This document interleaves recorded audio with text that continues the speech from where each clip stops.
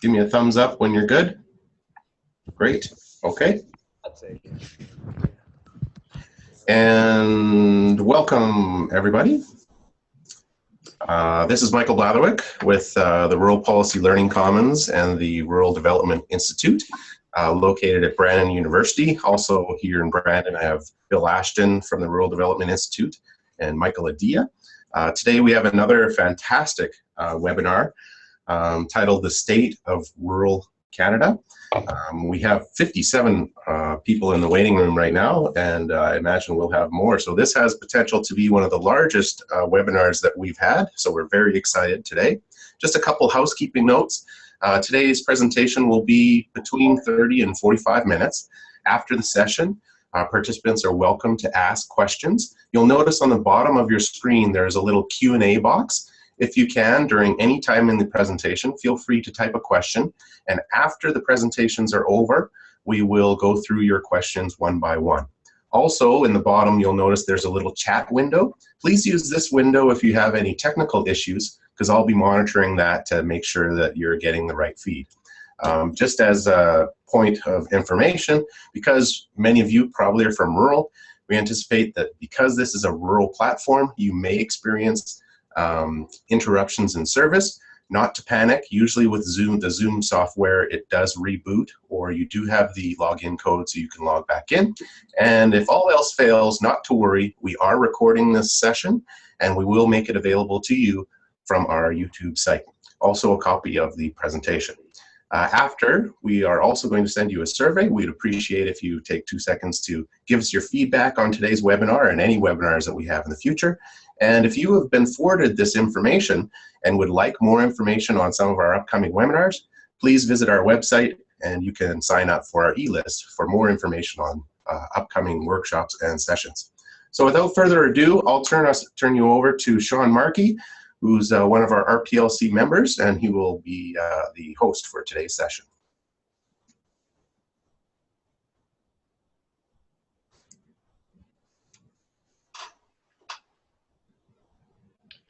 Well, good morning and good afternoon, everyone. Michael, is that coming through okay? Yeah, that sounds great, and it looks fantastic. Okay, excellent. Well, thank you, Michael, for that great introduction and getting us all organized. It's my pleasure to welcome you to the State of Rural Canada webinar. We're thrilled that you've been able to join us, and I'm also thrilled that we have such a great panel lined up for the presentation today. What our plan is over the next sort of, as Michael mentioned, 35, 40 minutes or so, is I'll provide a little bit of an overview of the State of Rural Canada report. The plan then is to move through some regional presentations, starting with the North, Atlantic Canada, Ontario, Saskatchewan, and British Columbia. The plan is then to sort of highlight some of the recommendations from the report, then ask really a question of what next? What are the policy responses that come from this information? And then we're really looking forward to the discussion section, hoping for some interesting and questions and participation from everyone that's a part of the panel. I think a rock star panel of rural development people from across the country. I'm thrilled that they've all volunteered to join us today. Every one of them is an author in the State of Rural Canada report. We have Chris Southcott from Lakehead University, Rob Greenwood, who's the Executive Director of the Harris Institute at Memorial University. Laurie Guimond was going to join us from the University of Quebec, but had a last-minute change of plans, but we thank her for her engagement and participation in the report and helping us get ready for this. Al Lauzon, who's the president of CRRF and professor at the University of Guelph. Heather Hall with the University of Waterloo. Ryan Gibson, also with Guelph. Laura Ryser is joining us from the Rural and Small Town program at the University of Northern British Columbia. Bill Ashton, who's the head of, waving there in the corner, head of the Rural Development Institute at Brandon University. And myself, I'm a professor with Simon Fraser University. So I'm thrilled that this knowledgeable and passionate group have joined us today for this panel. The State of Rural Canada report is really a collaborative endeavor, much like many rural development projects themselves. The report is published by the Canadian Rural Revitalization Foundation, and we worked with our partners, the Rural Policy Learning Commons, who have also kindly hosted us today, and the Rural Development Institute at Brandon University. These three organizations really came together to network across the country, identify rural researchers and rural development people from across the country to be part of the report. It just simply wouldn't have happened without this collaborative effort from everyone. Of course, the report itself is drawn together from a much larger volunteer team of co-authors and editors. We wanted to get every single one of them on the webinar today, but Michael told us that a 24-hour webinar just wasn't quite going to cut it, but I was hoping that there might be some sort of Guinness Book of World Record thing that we could go for, but we'll go with what we have, and it is with great thanks and appreciation that all of these people came together in really quite a short period of time to contribute their knowledge and passion about rural issues in this country. To be part of this report and the ongoing efforts that we're engaged in to share the information and to stimulate rural dialogue across the country. The report itself, for those of you that have not seen it, is there's chapters on every province and territory, discussion section, and our intent was really to target really more opinion and reflection about the state of rural in each province and territory. There are statistics obviously in the report, but it's not a statistical report. And I think the format of the piece has really helped with its outreach and drawing people into a much more in-depth and meaningful conversation about rural issues in the country. There's various thematic coherence strewn throughout the report around demographic issues, economic issues, the state of infrastructure and services, and Aboriginal issues. I'm sure we'll hear more about all of those themes here today. The report also does take an attempt at offering some synthesis. As Ray Bowman says, once you've seen one rural community, you've seen one rural community. So diversity is really the name of the game across rural Canada, but there are some larger structural issues that we're all dealing with. And those issues, to some degree, are issues of economic restructuring, significant change in the rural economy, a retreat and dismantling of some key rural institutions. This may form a part of our discussion today. What's the next form of building rural institutions so that we have a place both to generate information and to communicate policy issues across the country.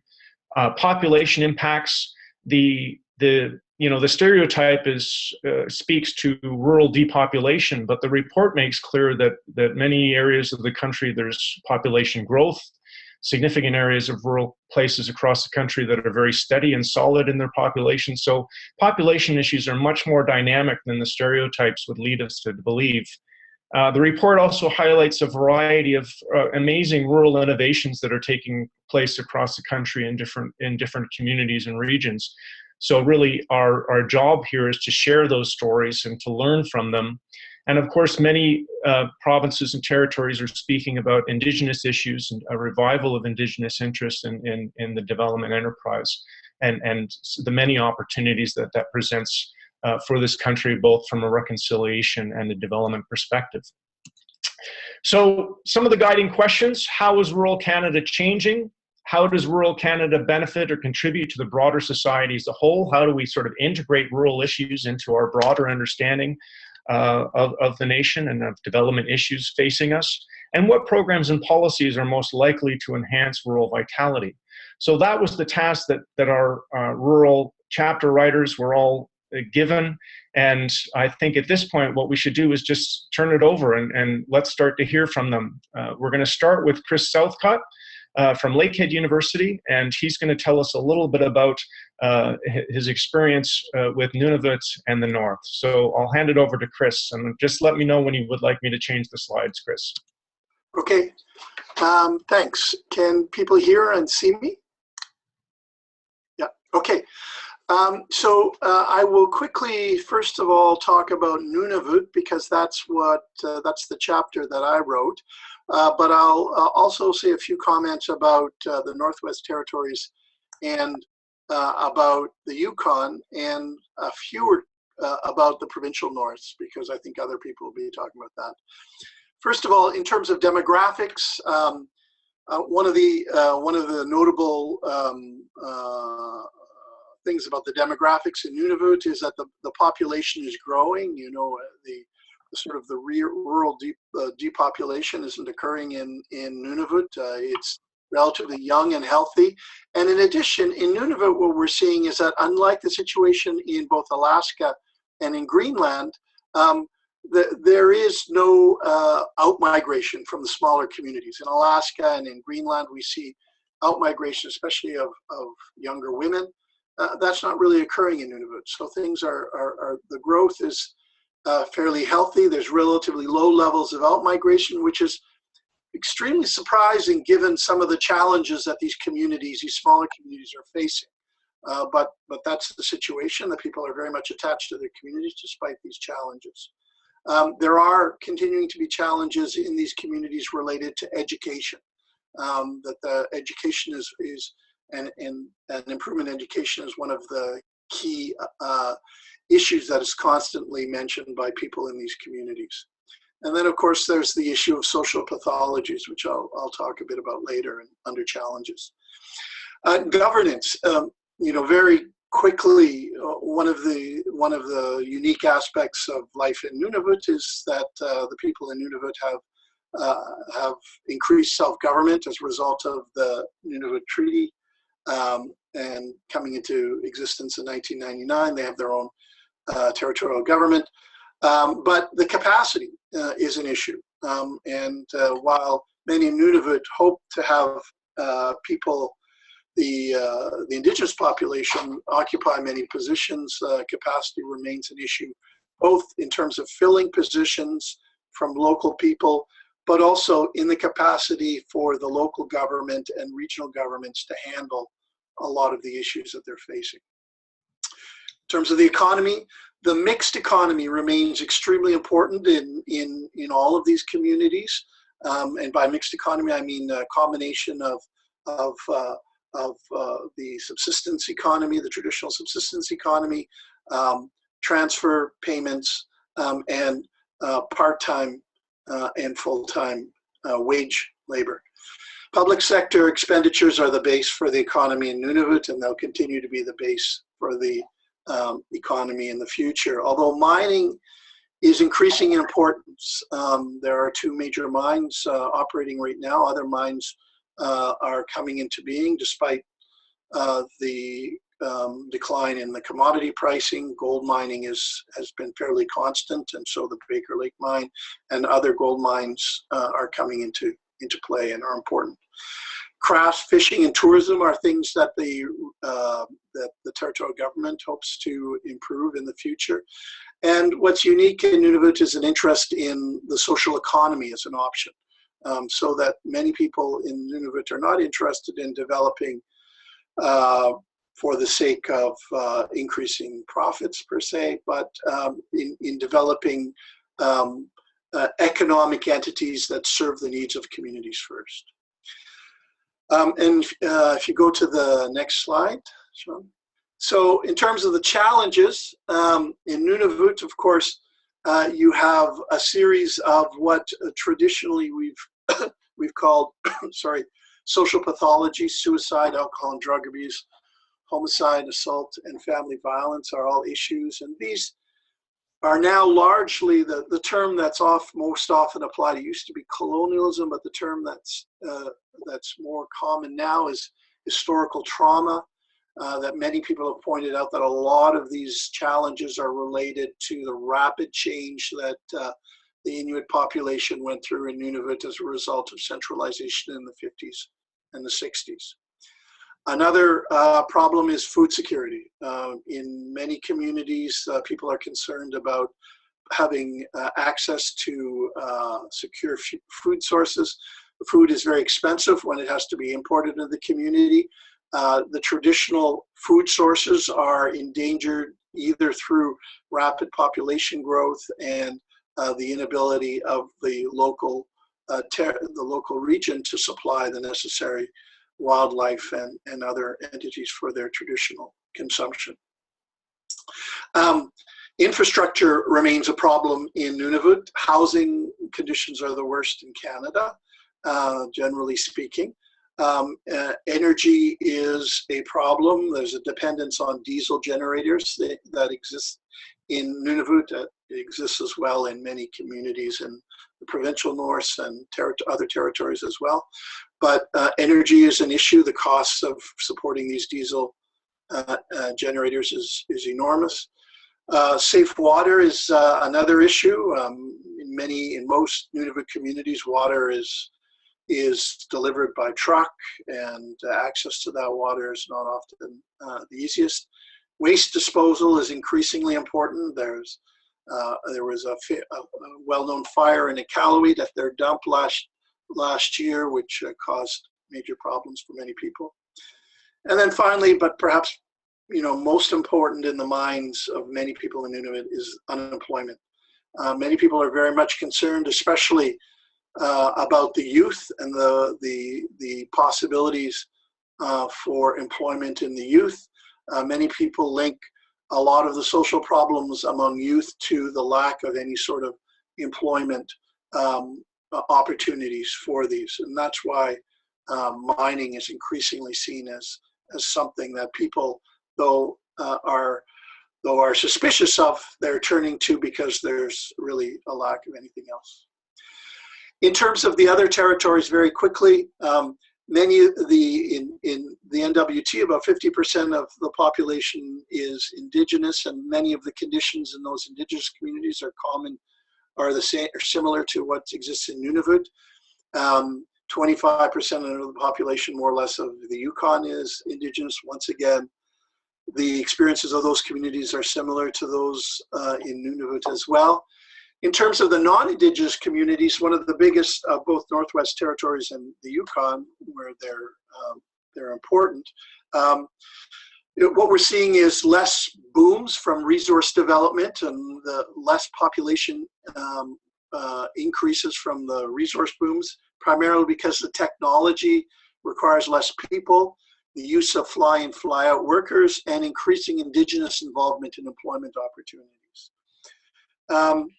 The other unique aspect what we're seeing among the non-Indigenous communities in both Northwest Territories but especially the Yukon is the increasing importance of what are called amenity migrants, people who are moving to the Yukon, live in the Yukon because of the natural environment and the amenities that the Yukon provide. And so that's sort of a unique demographic and economic aspect that exists in the Yukon. In terms of the provincial north, just to state that a lot of the Indigenous communities in the provincial north share many of the issues that I went over in regards to Nunavut, and I'll let other people talk about the issues facing non-Indigenous populations in their relative provincial north. The next graph, the challenges. If you can go to the last one, and I'll very quickly finish with the challenges. I did finish with the challenges, actually, sorry, I'm confused. I'm done, Sean. You're all done. Okay, great. Thanks very much, Chris. That was a wonderful overview and no doubt spur some thoughts for discussion following some of the presentations. So thank you very much. It's my pleasure now to introduce Rob Greenwood, again, the Executive Director of the Harris Center at Memorial University in Newfoundland. Rob. Thank you very much. Great to be here and participate in this session. As with, I think, many of the chapters in the report on the different provinces and regions, there are lots of differences between the 4 Atlantic Canadian provinces, and there are lots of differences within the provinces. So I'll try to reflect that in the 3 slides I'll be using. First of all, across Atlantic Canada, it is very rural by whatever definition you use. and each of the chapters have variations on a theme of those definitions. But what's very clear in terms of how well rural areas are doing on average is being adjacent to urban centers helps. And I think that's pretty much the case across Canada. So I would argue the majority of rural Canadians and the majority of rural communities are within the drive to work area of a larger urban center. And that allows you the benefits of rural lifestyle and often employment, but also many of the benefits that those urban areas have, including access to employment as well as services. The more remote, the more dispersed the population is. Obviously, the more transportation is an issue, and that's an infrastructure issue as well as an economic issue and a service issue. The more remote, dispersed you are, the more exports matter, because you don't have a large local market for your products. And the more remote and dispersed you are as a rule, the more declining the population is, and the more aging overall the population is. But of course, there are lots of exceptions, and there's pockets of success in rural non-adjacent and rural remote. In Newfoundland and Labrador, Nova Scotia, New Brunswick, PEI is smaller, so it's harder to find rural non-adjacent, certainly not rural remote. There are also lots of varying dynamics going on across rural Canada, and it's a really big thing in Atlantic Canada with long-distance commuting. And that's taking place from all 4 Atlantic provinces, and there's some areas within each, even more than that, where people are commuting, especially, as we all know, to Fort McMurray, or had been, and that's declined somewhat with the drop in oil prices and then the Fort Mac fires. But there's lots of mines across the north and in the west, and there's the oil industry and marine industries, where a lot of people live in rural communities, but leave for 3 weeks, a month, 6 months, but their family and home stays in the rural community. And that has provided enormous economic gains for many of those communities. But there's a big project led by Barb Neese at Memorial University called On the Move, looking at many of the challenges that long-distance commuting also presents for families, for communities with loss of volunteers and the like, and indeed for many of the individuals. There's a lot of evidence that there's health challenges for the people who do that. So you do what you have to do, and there's many people in many of these rural areas who have done it for years. But it's been a real phenomenon that has helped economically, but we have to be clear on the pros and the cons and all that. And as noted in the opening presentation on the north, Aboriginal communities, as a rule, have much better demographics in terms of higher fertility rates, more young people. Although in Labrador, in Newfoundland and Labrador, many of the coastal Aboriginal communities are experiencing out-migration, and I think this is common, of those remote coastal, especially in Labrador, to Happy Valley Goose Bay, which is doing really well, but again, for people to be closer to services. There are lots of social and economic challenges, as was noted, about the north, but again, there are lots of exceptions. There are some really dynamic, successful Aboriginal communities in Atlantic Canada, and so we can learn a lot from those exceptions about good governance, and I'll come back to that on my last slide. Next slide. No big surprise, and I suspect this will be a theme as we go throughout the country. Rural is resource-based. And there's loads of economic success stories around resource industries. Production in many sectors continues to be very high, but, and from an economist's perspective, this is a great thing. With more technology, higher productivity, the level of production is often maintained with fewer people. But for rural communities, of course, that means less employment and fewer people being able to be retained to work in those resource sectors. In many sectors, of course, forestry, agriculture, or fishery, seasonality continues to be a big factor. And so dependence on employment insurance continues as a necessity in the presence of seasonal industries. And the same goes with most tourism activity in most rural areas, unless you happen to be a magnet for great ski hills and the like. But there's not a lot of tourism activity that continues at the same level. And so that seasonality is a big issue. For mining and for energy in rural areas, and we're living it right now, boom and bust. And during the good times, there's the bumper stickers in Alberta that say, please God, give me one more boom, and I promise not to waste it. Well, we're living that in Newfoundland and Labrador now, and it applies in many of the mining communities, iron ore in particular. But many mining communities continue very successfully, but you always have to be aware that it's a non-renewable resource, and you're open to the fluctuations in the world commodity market. Pulp and paper generally in Atlantic Canada, and I think it's the same across the country, is in decline. But wood products, fiber, continues to be a resource we can find uses for.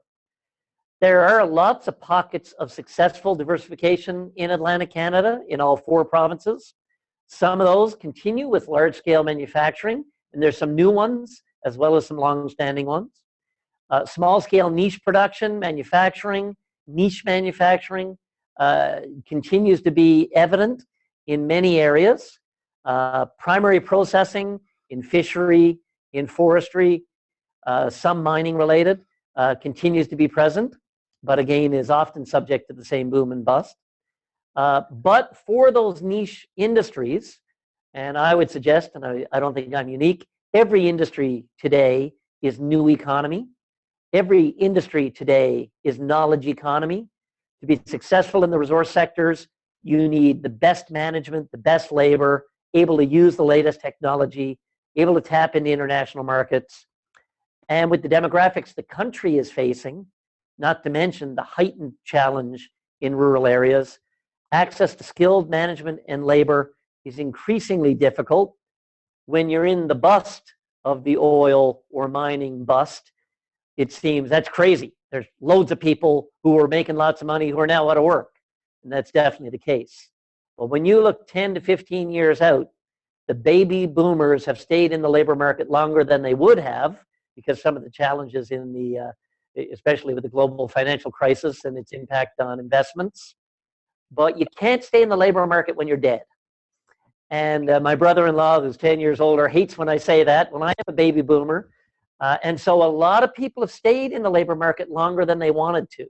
And that has mitigated the impact of the aging workforce. But in 15 years, we fall off a cliff. And that's going to present some real challenges to diversification opportunities and traditional resource sectors. And it means productivity gains, innovation are going to be even more important than ever. And my last slide. On governance, and I suspect this will be a recurring theme across the country, federal and provincial support for regional development organizations has reduced significantly. The organizational picture across the country, and I've been at this 20 years now or more, is the worst I've ever seen. And it's partly because of federal cuts, but it's also because of provincial cuts.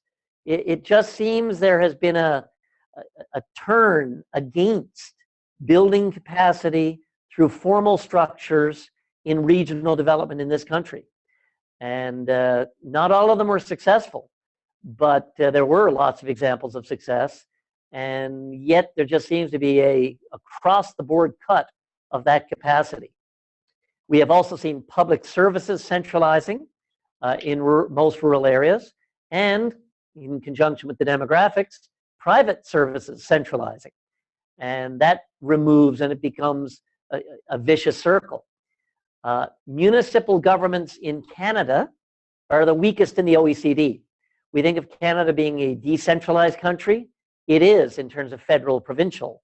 But at the sub-provincial level, we have the weakest local government in the OECD countries. Atlantic Canada has the weakest local government in Canada, with a few exceptions. I know Northern Ontario is quite weak, and I'm sure Northern Canada. So that is a level of capacity that the rest of the developed world looks to play a role when other types of organizational capacity is not there. We have a long way to go, and that's common across Atlantic Canada. With all these trends, therefore, there is an imperative for regional cooperation, regional service provision. There's been a lot of work done on this across the country for 20 years. New Brunswick is now implementing a new model to facilitate that. Everybody else is talking about it. I'm not aware in Atlantic Canada, and the report doesn't show, other than New Brunswick, real gains in that area. Community business development corporations, and outside Atlantic Canada, the community futures development corporations continue, as one exception to everything I've just said, as a federally supported, community-based level of organization. And I think they really are a best practice and an example of federal local support while the provinces have turned their backs. So I think we need to build on the CBDCs and the CFDCs where they exist. And with all those gaps, social enterprise, non-governmental organizations, co-ops are filling some of the capacity gap. Bill Rymer led the new rural economy project for several years and looked at the 4 types of capacity.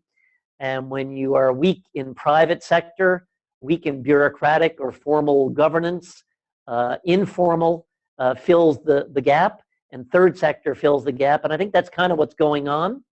And in some places it's quite dynamic, co-ops in Nova Scotia, but for the most part it's stopgap and insufficient. So there's a lot of words in the 4 Atlantic provinces reports, chapters, that we're at a crossroads. We're at the precipice. We're at a tipping point. There's a need for a vision. And I think there's a lot of the elements for a vision in these chapters, but there doesn't seem to have been the federal or provincial alignment or commitment or political will. And despite all that, my last line, always end on a positive note, there is enduring resilience. There are many people committed to rural lifestyle. And there's lots of examples of that in Atlantic Canada. And not from the report, but from a plane trip last week when I was headed to New Brunswick. I heard a guy talking behind me who was from rural Newfoundland to the guy next to him, and he was living in a small community outside Halifax, and I couldn't help but eavesdrop. And he was saying, it's not home, but it's not the city either, which was a good thing. And I think there's a lot of rural Canadians that have that attitude. So I think we just need to provide the tools and harness it, and away we go. Hopefully that wasn't too much over time, and over to the next presentation. Wonderful. Thank you, Rob. That was a fantastic overview of some of the issues facing Atlantic Canada. And you've raised, I think, a number of themes and issues that are prevalent right across the country in rural areas. So with that, it's my pleasure to welcome Al Lauzon to present on the state of rural Ontario. Hi, can you hear me okay, Sean? You bet. Okay. Well, first of all, I just want to thank RPLC and the Rural Development Institute for providing this opportunity. I think it's a great way for us to connect to various people and share some of the learnings that we've had. So I want to talk a bit about rural Ontario, and Sean sort of stole some of my thunder when he quoted Ray Bowman, because I wanted to quote Ray, and I think one of the really interesting things about the report is I've probably had more comments to me on that particular quote than anything else in the report. People are really intrigued with the idea that if I've seen one rural community, I've seen one rural community. Ontario, and it really points to the diversity of rural Canada and the diversity of rural Ontario. So when we think about Ontario, there's really no sort of homogenous rural. Rural is very different, whether it's the urban fringe communities, agricultural communities, cottage country, mining and mill towns, or the Aboriginal communities and that. But one of the things that's interesting is Ontario has, I think, the lowest percentage of rural people, but also the most rural people, I believe, in the country. I could be wrong on that, but I'm pretty sure about that. And so there's 393 metro communities with 52 that have 100 or less residents, and 288 with 1,000 to 2499. And then, of course, we have the last stat. But I think one of the things that's really important is we often report these things in terms of percentages.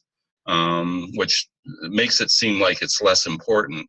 But when we actually put the real numbers up there, we're talking about a lot of people's lives when we're talking about rural and remote Ontario. And that. So one of the things I think that the diversity brings has to do with sort of development, what I call development trajectories. And so each community has its own history. It has its own development that both constrains and enables it in terms of current challenges. And I think that's one of the things that differentiate rural from metropolitan areas is, and maybe I'm stereotyping here, but for me, you know, Vancouver, Montreal, and Toronto face very similar challenges, whereas when we're looking at rural communities, particularly, well, anywhere in the country, but in Ontario, they face unique challenges to those communities and to those regions. And one of the challenges is how does policy then begin to be developed that can actually deal with that complexity? And part of it's, from my perspective, is really how does policy create enabling conditions for communities to really sort of respond to themselves? So I'll take that as I'm to move on, Sean. My slide changed on me. That's okay. I was ready for my slide to change on me. So if we look at the sort of the demographics here, non-metro Ontario is still growing, but the growth has slowed considerably. And if we look at the future projections in terms of population, like most of rural Canada, we see an aging population and a decline in youth and sort of young adults who really form the basis of the future and the economy. So with the aging populations, this poses, I think, one of the central challenges, at least when I talk to people in rural communities, is how to allocate fiscal resources for an aging population, but at the same time, having limited fiscal resources and investing those in opportunities that will attract younger people to the community and invest in that community to make it attractive to those people. So I think that's one of the things that sort of is really quite challenging. And I know in one of the communities that I've been working, there was an investment made in youth, much to the chagrin of part of the older population saying, why are we spending money on youth when we aren't meeting the needs of the older population in the community? So it does create tension in the community, and I think it puts municipal politicians in quite a challenging place. One of the concerns that comes across, of course, is the out-migration of youth, and that's an ongoing problem. And the other side of that is how do we attract new Canadians to rural areas in Ontario? And I think overall, we haven't been terribly successful in doing that. And so you have that stat of 1.5% of all immigrants residing in Ontario are in sort of rural areas, which is pretty small. So we're facing this ongoing problem of aging communities and developing sort of vital economies in the rural areas. If we look at the economics, and you can go to the next slide, Sean.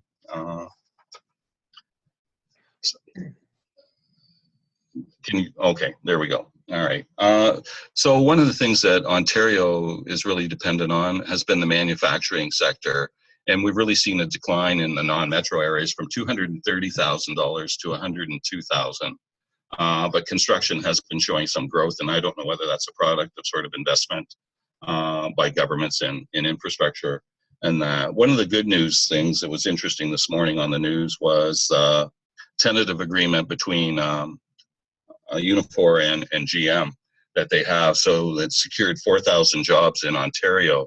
But what was really interesting in what I read was that one of the key points was that it says that there's migration of product from Mexico back to Canada.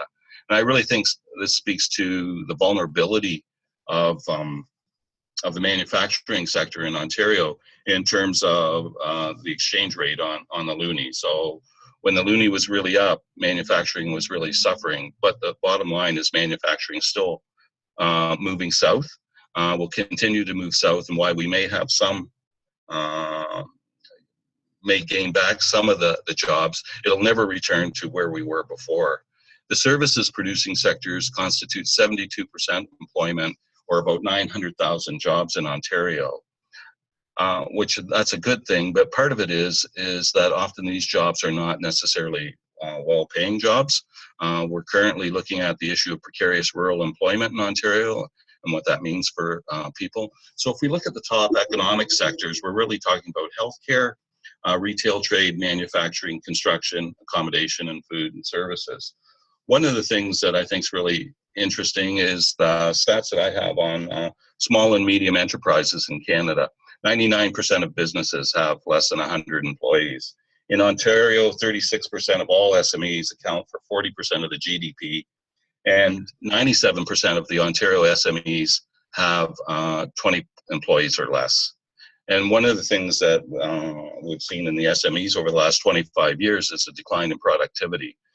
Some of the work that we've been doing has also looked at innovation and enterprise side, and we know that from that research that the smaller the enterprise, the less likely they are to be innovative and the less likely they are to invest in training. So it creates a bit of a challenge, I think, as we look at small business to really pick up some of the slack. Part of the work we did here in Ontario was in interviewing economic development professionals in rural areas, and one of the things that came across to us was that smokestack chasing is really finished as an economic development strategy, and there really needs to be a focus on what Rob was talking about, I think, in terms of diversification of local and regional economies. So one of the fundamental challenges from my perspective for rural Ontario has to do with human capital development. We need to be able to develop the labor force, and we need to be able to develop the necessary skills to see that.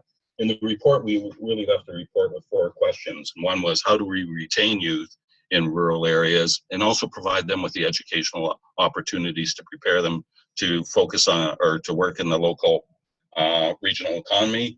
How do we attract working age adults with the skills and knowledge needed in the rural economy? How do we attract and retain immigrants?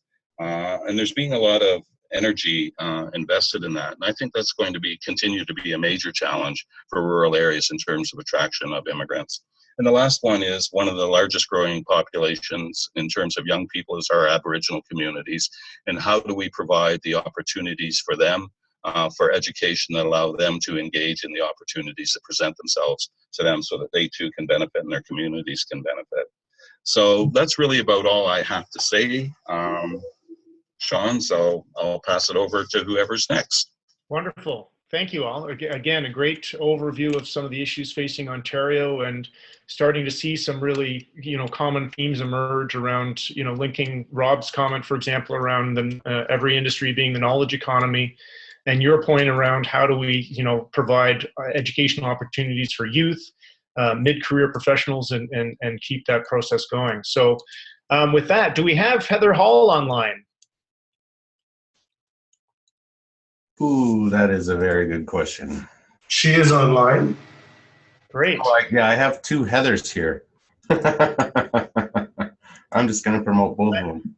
Heather was racing from a class to join us, so I can run off. We can switch the order here and put British Columbia next if Heather's not online yet.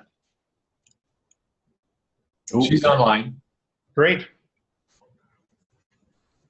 I got the wrong, sorry. I was there. You were there and I accidentally. Welcome, Heather. Heather's assistant professor at Waterloo University. So Heather's going to present to us on Saskatchewan and then come back later in the policy discussion as well. I'll turn it over to you, Heather. Perfect. Thanks. Maybe if we can just go back one slide. So as a way of an introduction into what's been happening in Saskatchewan over the last decade, this province has really seen significant economic and demographic growth, which has been a departure from previous decades of decline overall in that province. And this has largely been driven by a commodity price boom, and we saw the provincial population grow to just over 1 million people in 2011. Of 5.5% from 2001. So some significant growth happening there in that province for the first time in a while. But this recent growth has largely been concentrated in and around the urban areas like Saskatoon and Regina. And when we look at rural Saskatchewan, what we see is a much more nuanced reality of growth and decline. And there's three large challenges that we saw evident when we explored what the state of rural was in Saskatchewan. If we can go to the next slide, these are demographics, governance and infrastructure, and centralized decision making. We'll spend a bit of time discussing each one, and then some recommendations or some conversations that we need to have moving forward. So in terms of the first, demographics, as we see on the next slide, the provincial population has hovered close to 1 million since about 1931, but the rural population has been declining steadily since 1901. So we've seen this steady decline of the rural population in Saskatchewan. That being said, the rural population is still quite high. It represents roughly 33% of the population, which is exceeded by only the 4 Atlantic provinces. The rural population tends to be older, with youth out migration being a prominent trend, which just joining in, we also heard about in Ontario and Atlantic Canada. And the only exception are Aboriginal communities, where the population tends to be quite younger. The rural to urban population redistribution is really expected to persist for Saskatchewan. And communities that are outside the influence zone of the 2 main urban centers like Saskatoon and Regina, we see implications of a continuation of an aging population and lower or negative rates of population growth. And this might lead to things like school closures and the loss of other public and private sector services that's going to accompany this population decline. And we're already starting to see that, especially in terms of education across the province. When we look at what the trends are in governance, I think the first thing that really stands out that's in quite different from other provinces is just the sheer number of municipalities. So there are 781 incorporated municipalities in the province. And if we can see that on the next slide in a few minutes, just the sheer number of them. This includes 461 urban municipalities, and I use the term urban quite loosely because for a city, you only have to have a minimum population of 5,000 people. So there are some quite small places in terms of population that are included in that urban municipality definition. There are also 296 of what are known as rural municipalities. These are usually set up by an order from the minister. There's no minimal population for rural municipalities. And then there's also a number of municipalities in northern Saskatchewan. So rural municipalities, when we look at those categories, were the only municipality type that experienced population decline between 2006 and 2011. And when we look at across the country, Saskatchewan, I think it should come as no surprise, has the most municipalities per capita than any other jurisdiction. And so if we actually look at how many people have access to a municipal government in Saskatchewan, there's a municipal government for every 1,323 people. If we compare that to Ontario, there are only 444 municipal governments, or one for every 28,800 people. So we're talking about a lot of different kinds of municipal structures in the province, which is a huge challenge for a number of reasons, not least where we see it impact the most is regional cooperation, especially with regards to economic development, where we're seeing competition is much more common rather than cooperation. It also becomes an issue when trying to provide services and infrastructure to the sheer number of municipalities that exist. And so there are roughly 190,000 kilometers of rural roads, and that's the most per capita than anywhere in the world in Saskatchewan. But we're also seeing those roads and that infrastructure deteriorate at a much quicker rate, especially in recent years because of industrial traffic and the number of people moving in and out of industrial sites in the province. Access and connectivity and distance between communities are a particular challenge when we look at northern Saskatchewan, as you can see on this map. And we have a lot of communities that are fly-in, fly-out only or reliant on winter roads. The cost of living then becomes an issue in these communities where a 2-liter carton of milk can easily cost upwards of $12. Also concerning is the number of communities, especially in the north, that lack access to clean drinking water. And according to Health Canada, in a report last April, there were at least 27 First Nation communities in Saskatchewan that were under drinking water advisories. When we look at what's happening in terms of the concern over centralized decision-making on our next slide, there's very few government rural-specific programs that remain in Saskatchewan. There's been a real shift back towards that sectoral approach. So the Ministry of Agriculture, for example, serves that industry. We have a minister responsible for rural and remote health. There's a ministry for highways that also has a branch that looks at the rural highway strategy, but there's no focus on rural development. And this really stands in contrast to what we saw in the 1980s and 90s and even the first decade of the 2000s. So from 1992 to 2009, there were 28 regional economic development authorities that promoted that more grassroots, community-driven approach to economic development. But like their counterparts across the country, they had their funding cut in 2012 when they had become regional enterprise regions, and many of them closed up shop. And for the North, the previous Department of Northern Affairs has been replaced now by a Northern Engagement Office within the Ministry of Government Relations. So there's no longer standalone programs or departments that are specific to rural or northern issues. Both the rural and northern communities, and especially when we're chatting with stakeholders, often perceive that they're not being adequately included in what is seen as centralized decision-making in Regina and Saskatoon. Instead, the government's consulting with key stakeholders instead of doing a more widespread community consultation process. And there's a real fear that the policies that are being created, it's having a limited understanding of the actual realities in northern and rural, whether they be challenges or opportunities. So given all of these challenges that I've discussed, it's very likely that the trends of urbanization, the concentration of economic activity, and the resulting population redistribution will unfortunately persist in Saskatchewan. And that fabric that's really characterized rural Saskatchewan in the first half of the 20th century, where we saw growth, is unlikely to be recaptured. Instead, I think what needs to happen is we turn more to looking at rural opportunities that's going to lie in good and efficient government for rural communities, providing broad-based and not sector-specific support, especially to encourage local entrepreneurship and local development, and also ensuring that we have that transportation and those communication pieces in place. We really need to increase accessibility to a lot of our rural northern communities in the province to ensure that they have that connectivity to regional markets, provincial markets, national, and even international markets. And so policies and programs are really needed to ensure that rural and northern communities can participate fully in the province's economic growth. Thanks. Great, wonderful, Heather. Thanks very much.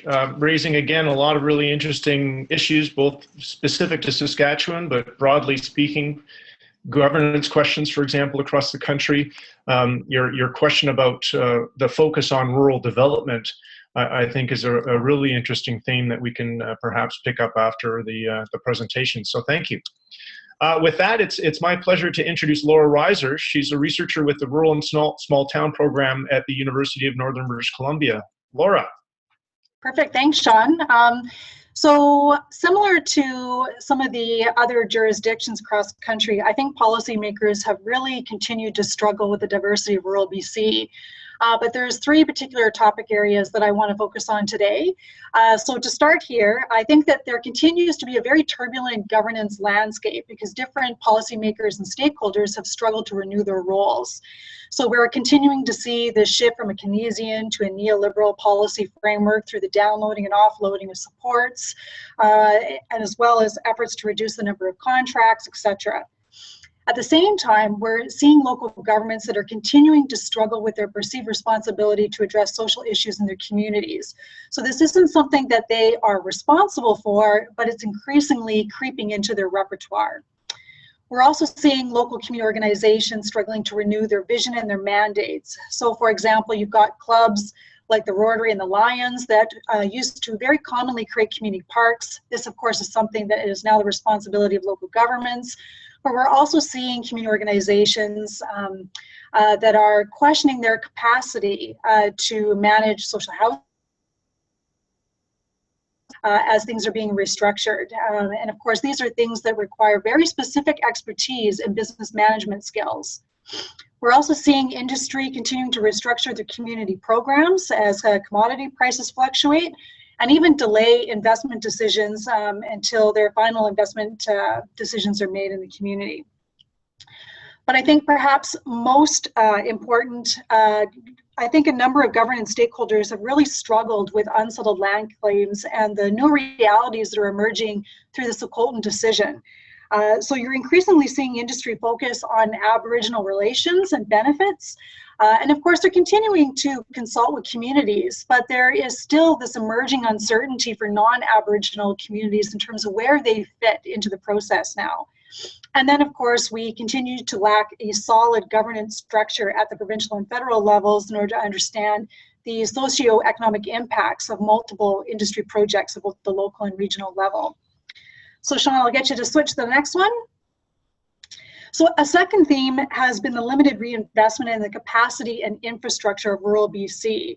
A lot of the post-war investments that were made in the 1950s have not been replaced or re-equipped to support economic growth today, with many small communities struggling with aging infrastructure assets.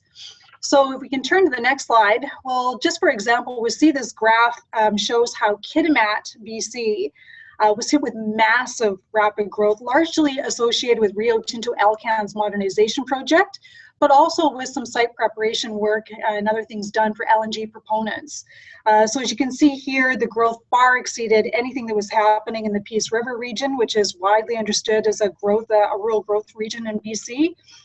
But despite these massive development pressures, there was no reinvestment to replace the Heisler Bridge that connected the main part of the community across the river to the industrial area. So we would hear stories of how equipment and construction components had to be dismantled and transported over the bridge that was aging and had limited load capacity, and then reassembled in order to make its final destination. So Sean, you go to the next slide. So some communities have continued to pursue joint infrastructure initiatives in order to save rural schools as well. This has largely been done through the province's Neighborhood Learning Centers initiative. So schools would generally co-locate with local government offices or other service agencies, etc. Now, the Ministry of Education would make significant contributions to these initiatives, but they also require community organizations and stakeholders to do a lot of fundraising. But despite these large financial contributions made by community groups, the ministry would often retain sole ownership over these assets. And so it really didn't do much to build the long-term capacity and resilience of these groups. And then also senior governments that have downloaded more service contracts to civil society. We're not quite there yet in terms of adequately building that bottom-up capacity in the voluntary sector to do some of the things that we're asking them to do. Last slide.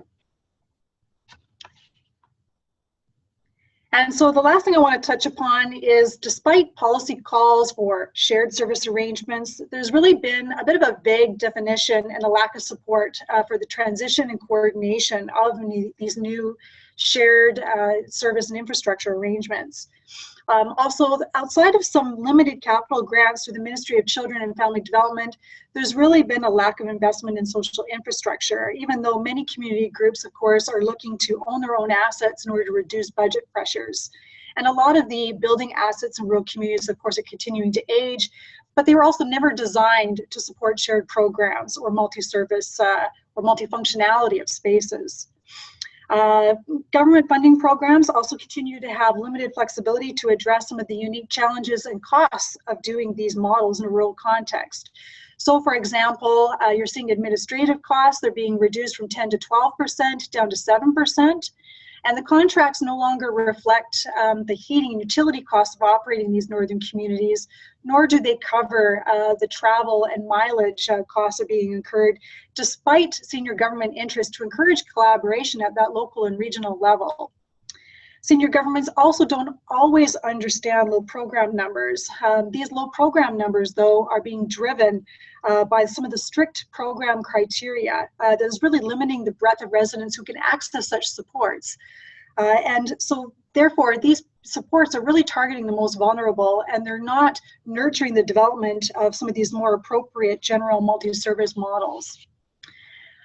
We're also seeing reporting processes that are still requiring organizations to function in silos in order to address some of their operational expenses under different programs. And then lastly, I think the boom and bust cycles associated with resource-based economies can really make it more difficult for multi-service agencies to compete and to operate. So during rapid growth, for example, nonprofits are finding it very difficult to compete with industry and even wages in other public sectors as well. And so we really need more contract flexibility in order to ensure that these service arrangements remain viable in resource-based regions. So I will leave that there and hand it over back to you, Sean. Great, thanks, Laura. Wonderful presentation. Some really interesting themes around rural reinvestment, infrastructure, and bringing it right down to the level of a bridge in Kitimat in terms of linking to the rural economy. So thanks very much. The report identified a series of recommendations, core key recommendations, and I'd like to welcome Bill Ashton, the head of the Rural Development Institute at Brandon University, to walk us through those. Bill. Thanks, Sean. I think we've heard that there could be literally hundreds of recommendations. The report, I think, struggles to identify 3 out of the 100. And I think the first one will talk about vision and direction. The second recommendation talks about sort of owning the future. Whose is it? Who needs to own it? Who needs to move it forward? And the last recommendation talks about shared responsibility. In terms of the first one, the recommendation, I think, across all of the chapters talks about the federal and the provincial governments really must develop a new and robust vision and policy frameworks for rural Canada. So it's both a provincial as well as a federal responsibility.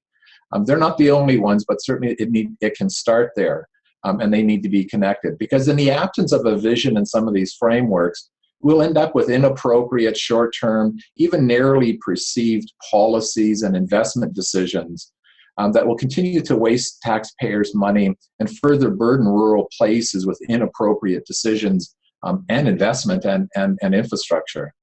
I think one of the shining lights in this across Canada, I've said it before, I'll say it again, is Quebec. They certainly have a rural policy that is internationally recognized, that allows not only just rural individual municipalities, but more of a regional decision-making process. Already, Bill Rymer in the chat box has identified the website for a previous webinar that we've had on this topic to help illustrate what's happening in Quebec in terms of rural regions working together. We also know that across Canada, since 2009, we've also got other rural plans. There's one in Alberta and BC, and there's currently a new one crafted for Manitoba. These aren't really just government initiatives. The one in Manitoba is quite unique because it really is a rural stakeholders taking charge of responsibilities and moving a rural policy framework forward. The second recommendation is about what I would classify or consider kind of owning the future. If communities really don't have a plan, it's difficult really to engage constructively with senior governments when opportunities for engagement arise. We know this is in terms of infrastructure right now, the infrastructure kind of investment that's going on across Canada. And if communities don't cooperate with each other at the regional level, at least at the rural regional level, or worse, they act in competition with each other, they really do challenge themselves to rebuild the critical infrastructure. In a recent conversation in the Manitoba example, there's hundreds of millions of dollars being invested over the next 5 years around infrastructure. And that infrastructure investment is actually based more on a rural region than it is on a specific municipality. And so I think federal dollars are beginning to understand that we need to work together, and we've heard that message already. And if rural communities are unwilling to invest in their own future, how can senior governments and corporations begin to sort out how to play a part in their future? So it's really helping to frame the conversation. And I think we see that across the chapters in this report, sort of make it clear that the local action area matters considerably. And I think there are a number of wonderful, inspiring stories about the community and regional development from coast to coast to coast in the book that we can look at. We need to get better at telling these stories, at sharing our successes, even sharing some of the things that didn't work, but we can learn from them, and begin to start working around how to adopt and scale up some of the successes so other areas can use them. So it's not just a cookie cutter approach, but it's being flexible enough to be adaptive to this diverse rural that we've all talked about so far. And the investment is not just for the policymakers in terms of that story. It's also understanding that citizens and communities and stakeholders also need to be involved in realizing the planning for the future themselves. The third recommendation, as I said earlier, really talks about sharing the responsibility. And I think there's a huge window of opportunity that all Canadians can participate in, and this is really the opportunity that follows the Truth and Reconciliation Commission, to really acknowledge and to seek serious corrective steps to heal the historic trauma suffered by Indigenous or Aboriginal peoples in this country. I think every author in the report acknowledges the challenges that face Indigenous peoples, but also the historic opportunity that is being realized because of the efforts and changes going on within these communities themselves, as well as the promise that is held within their youth and the growing populations and the emerging patterns of self-governance. And so there's lots to be transferred. And certainly one of the efforts with the Federation of Canadian Municipalities and the Council of Advancement for Native Development Officers has been their toolkit, and this was featured in the Manitoba chapter, around a toolkit to help economic development initiatives between municipalities and First Nations. And I think it provides a kind of working example of how communities can start having both the conversation and a collaborative work environment that is both to help towards, I guess, the reconciliation and the mutual and respectful development in both communities, if you will.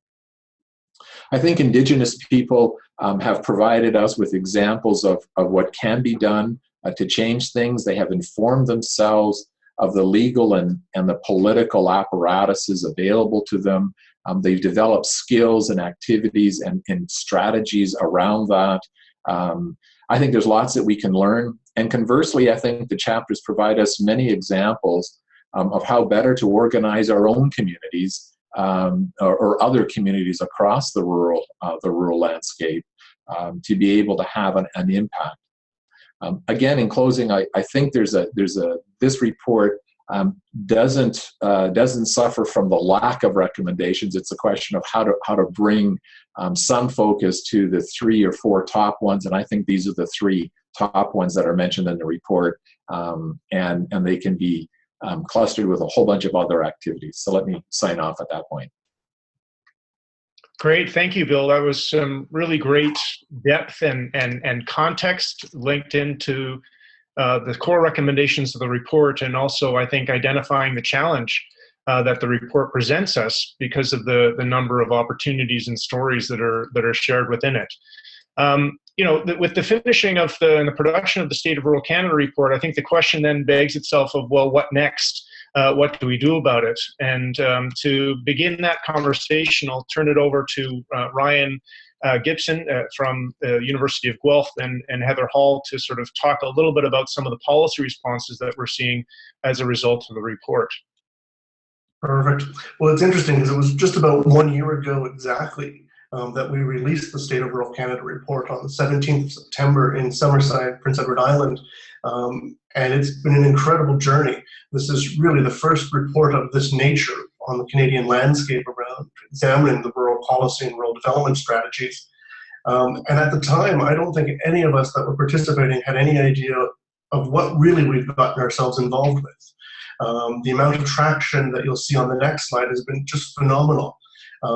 Since the report was launched, we've had over 15,800 unique downloads of the report itself. So if someone downloads the report twice from their computer, we actually only count it once. So nearly 16,000 people across Canada, the United States, and internationally have been downloading this report. It's gotten a lot of traction as we've moved forward in areas that we didn't anticipate, some that we did. One of the things that we did in conjunction with the actual report was prepare a federal election candidate set of questions that was available and is still available on the State of Rural Canada website. But these are questions that could be posed to officials running in elections to get an understanding of what their individual or their party's perspectives are around rural development. And although those questions were framed around a federal election, they're very much applicable to provincial, municipal, regional elections that might be taking place across the countryside. One of the other things that we did with the report, we launched it initially as just a PDF online version on the website, and we got an incredible demand for a printed hard copy of the report. Many people wanted to be able to highlight pieces and send it onwards to elected leaders to help facilitate change. We also started to send the report out to all members of Parliament and all senators, particularly those involved with committees or ministries that have responsibility for rural communities or rural development. And from those, from that mail out, we've been receiving a series of requests to have further conversations around what are some of the implications for those particular ministries as it applies to rural communities or northern communities. And so that's been really quite interesting. We actually just received an invitation from the Ministry of Finance to have a follow-up conversation after they received the report, as they want to know, as they move forward, how rural and northern communities might fit into their mandate in a much better or more systematic way. In addition to the federal government, we've had a series of informal discussions with provincial departments across the country that have received the report and wanted to dive deeper into whether it's trends that they saw within their provincial context that's in the report, or whether they wanted to learn about other case studies that are happening, illustrations like the bridge in northern British Columbia, other stories around governance. They wanted to hear more details of that and how it might be applicable to their own provincial jurisdictions. And in addition to that, we've been presenting and sharing information through platforms like the webinar across the country. And you can see a series of those presentations that are available on the State of Rural Canada website. And we've had a tremendous amount of media attraction to the report, newspapers, editorials that have been generated, pulling out information from the report. Most recently, a Calgary Herald article looking at immigration to rural areas highlighted the State of Rural Canada. But I'll maybe turn it to Heather at the moment around some of the policy contexts. Ryan and I thought it would also be useful to talk about the context that State of Rural Canada was released in and where we're at now, but also some of the policy opportunities that we see because of some of the shifts. And when we look at rural policy, especially at the national level, it's largely unchanged since last year, although there are some, I think, hopeful opportunities on the horizon. We've seen a shift in our federal government. We're also, I think, going to see some provincial elections coming up this fall, so that might mean a different direction when it comes to our rural policy context as well. One of the things we have seen since last year when we released the report is really that commodity price downturn deepening, especially with regards to oil and gas. So obviously Alberta, Newfoundland, and Labrador has been hard hit, but Atlantic Canada has also been hard hit by this downturn because of those fly-in, fly-out arrangements. And so we're seeing a different context than we did in the past, where single industry towns were usually right at the site of that industry. But now what we're seeing is these single industry towns, oftentimes in Atlantic Canada, who are dependent in Alberta, now have many people who are unemployed and not the same policy responses that are targeted at those communities. We're also still seeing that pattern of what we call the retreat from rural. So provinces shifting away from rural development programs and policies. Correct me if I'm wrong, but Atlantic Canada, Newfoundland and Labrador, the Rural Secretariat is no longer an institution there. So we're still seeing that shift away from rural specific policies and programs towards a more sectoral. But I'll leave it to Ryan to hopefully instill some optimism back into our policy world. Well, and I think, as Bill mentioned and others mentioned, there's a lot of recommendations in this report. And we wanted to look at some of the opportunities that are maybe on the horizon. And there are a series of opportunities that are out there. But we have to be aware of those opportunities. We also have to take some responsibility to ensure that we're engaging in these opportunities or these sessions, going back to that first recommendation of the report. And so, as Heather mentioned, we have a new federal government. There's talk of new initiatives, new activities that might emerge. And on that front, we have seen a few different initiatives that people may or may not be aware of. One is that the Department of Innovation, Science and Economic Development is currently undertaking consultations around an innovation agenda, trying to develop a long-term innovation strategy for Canada and what that might look like.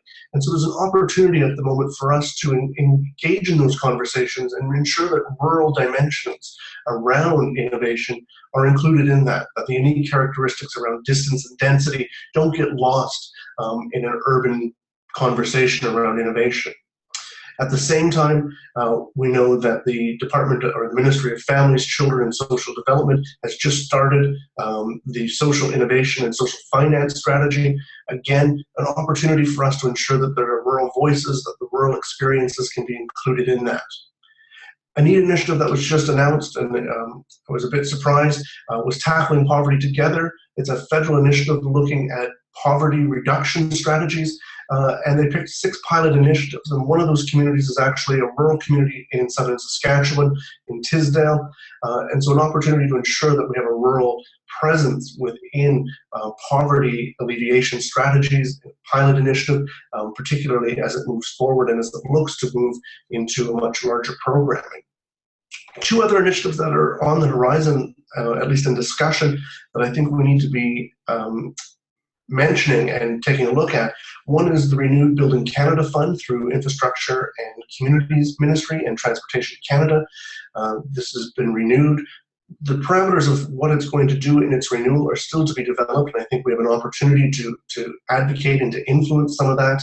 And the other common message that we heard from many people is that the infrastructure in many of our rural and northern communities is challenged from the sense it was built in the 1960s. It was built for different purposes, and the federal government is proposing a Canada Infrastructure Bank that would help to both provide loan guarantees, but also to ensure that communities can renew some of their infrastructure. To the extent to which that committee and those in government are aware of the differences between rural and urban, is something that we need to make sure that we don't miss that opportunity at the end of the day. We've also seen, as Heather mentioned, a whole series of upcoming provincial and municipal elections that are on the horizon. I anticipate we'll see elections in the Yukon, British Columbia, Nova Scotia within the next year or so. Municipal elections are happening across the fall in many provinces and territories. And so we have an opportunity to again ask people running for elected office, how does rural play out in their vision for their province, their region, their communities, their municipalities, and what we might do with it. The other 2 opportunities that are listed there, one is that across the country, we know that we've got innovative rural research with new evidence that is exciting. The challenge is, how do we migrate that new information, that new data into policymakers and decision makers' hands so that we can get that good information out there.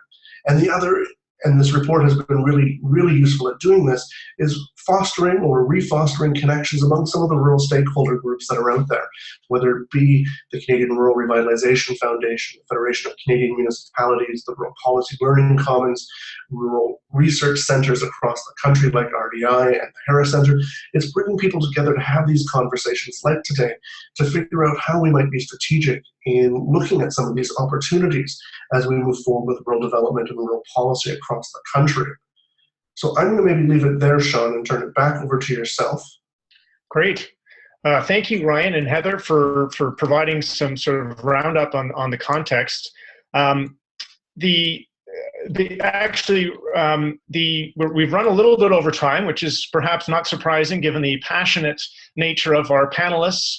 about rural development issues, but also the scale and scope of the enterprise that we undertook today. I wanted to draw people's attention to the State of Rural Canada website for those of you that have not seen the report and some of the resource material that's there. The Rural Policy Learning Commons, which is a large multi-year rural development research initiative and policy development initiative, also has a website with a tremendous amount of resource material that's connecting rural researchers and rural development practitioners and policy actors across Canada and internationally. Information about the Canadian Rural Revitalization Foundation can be found at the CRRF website, and we encourage everyone to have a look at the resources and get involved in CRRF and sign up for the newsletter, which is a wonderful resource sent out every month, outlining some of the variety of rural development issues across the country. For those of you that have not heard about the Rural Roots podcasts, they're a wonderful series of rural development interviews from across the country by Boyan at the Harris Center, and there's some really wonderful information on those podcasts.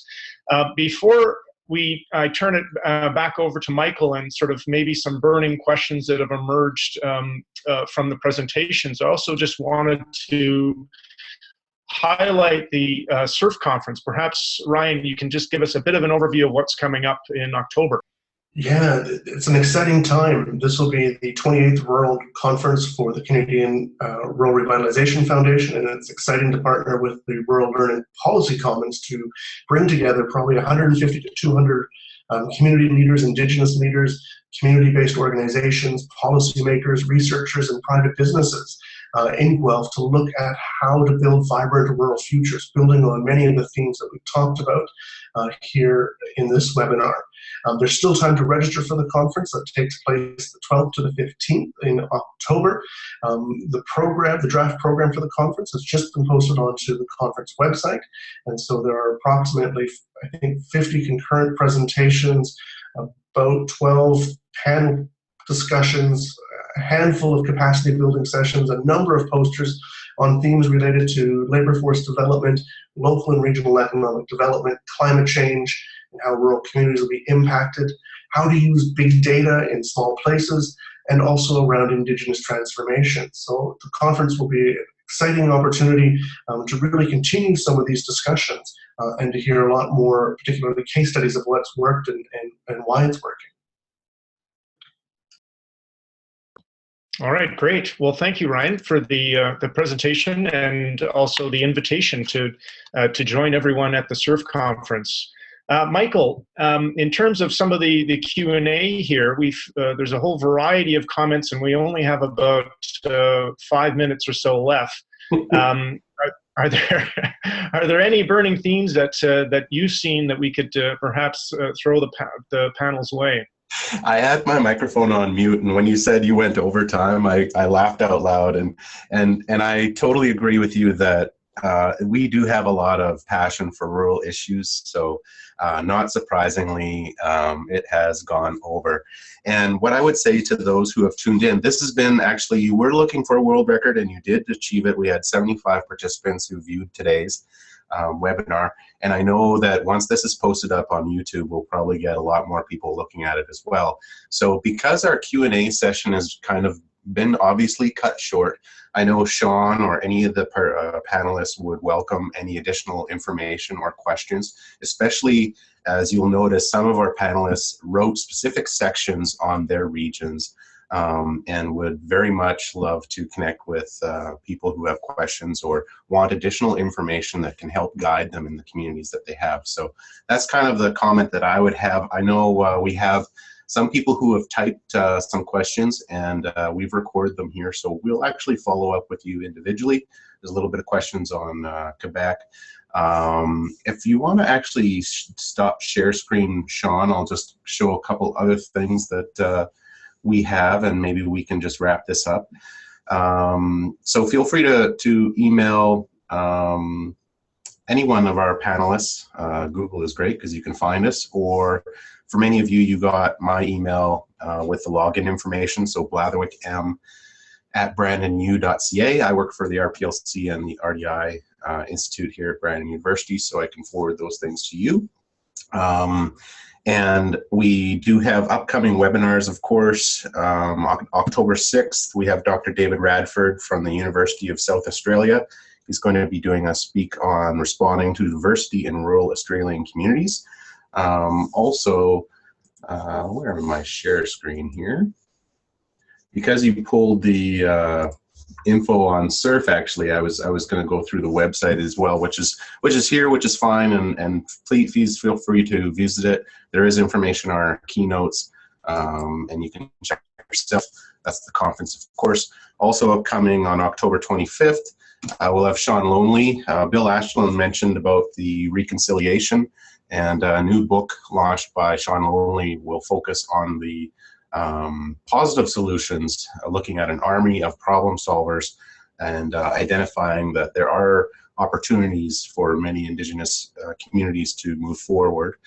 So we're very pleased to have Sean at the end of October. And in November, we also have a look at Hutterites in North America, Confronting the Digital Age with John C. Lair. So lots on the horizon, of course, on social media stuff. You don't need to look at all my email. And I would encourage anyone who's not on the email list, please visit rplc-capr.ca or the CRRF website or the Rural Development Institute website, and we'd be happy to share more information. So I think that's all I have on my end, Sean, if anyone else has any closing remarks. Great. I just wanted to highlight that Bill has highlighted some of the information about Quebec. And some of the success in the rural policy piece, and some really good material there, and a link for everyone to follow up there. I'd also just like to again thank Michael for pulling us all together and getting all the technology organized, and of course a huge thank you to all of our panelists for volunteering their time, and the greatest thanks to the 75 people who joined us today. From across the country. It's wonderful to have an opportunity to share this information with you. We hope that we provided a lot of food for thought, some ideas for action, and links to a lot of resource material to continue to drive the rural conversation across the country into some real action. So thanks everyone for the day. Great.